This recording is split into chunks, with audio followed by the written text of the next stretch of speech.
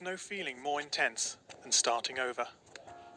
If you've broken your Scratch project moments after you've shared it, as I have, or you spent hours working on a project only to notice too late that one of your sprites has unexplainably gone missing. If you've made use of that difficult to name thing within the sensing category, amazingly useful but capable, due to a Scratch bug, of leaving you crying as it dumps all your scripts in one big and ordered heap. If you've made real progress coding a game over the course of the week, only to come back the next day to discover you weren't even logged in, nothing has been saving. Starting over is harder than starting up.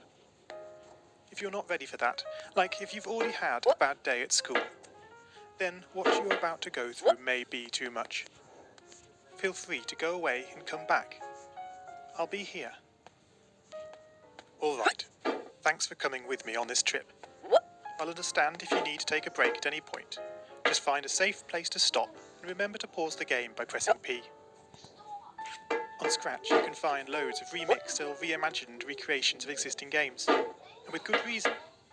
George Bernard Shaw said, "Imitation is not just the sincerest form of flattery, it's the sincerest form of learning."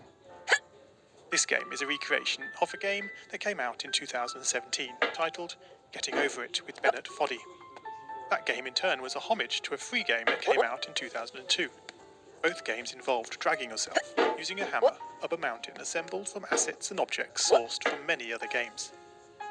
It seems appropriate then that, when trying to recreate Getting Over It in Scratch, that we should construct our mountain from the same assets used in literally millions of Scratch projects, the unmistakable contents of the Scratch costume library. Unlike Unity or Unreal, Scratch does not provide you with a built-in physics or 3D rendering engine. It has no state-of-the-art debugger. You can't even pause your scripts. We are forced to program old school. Our experience capped at 30 frames per second on a 480 by 360 pixel stage.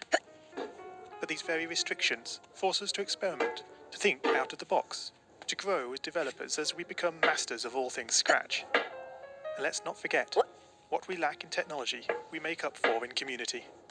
This fantastic bunch of budding software engineers, building, learning, creating, playing, remixing, as diverse a group of people as the very Scratch assets we now so skillfully attempt to ascend. The act of climbing, in the digital world or in the real world, has certain essential properties that give the game its flavour. No amount of forward progress is guaranteed. When you start Getting Over It, you're standing next to a dead tree, which blocks the way to the entire rest of the game. You prod and poke at it, exploring the limits of your reach and strength, trying to find a way up. When starting a new Scratch project, that initial blank slate is both refreshing and at times a little scary. It'd be great if we could travel forward in time and review our finished projects to see how well they turned out. I certainly wish we could. The real draw of coding, what gives it that special thing, is the challenge of accomplishing something you've never done before.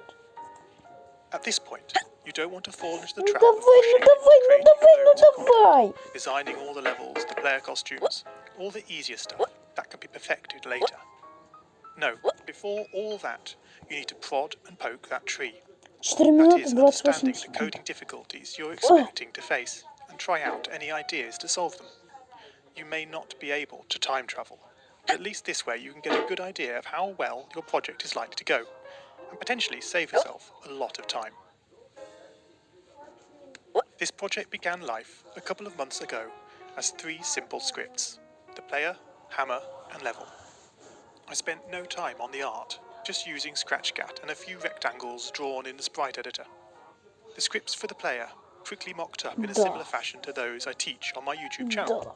With the hammer I had to improvise, because I'd never done anything quite like that before. And boy, did I prod and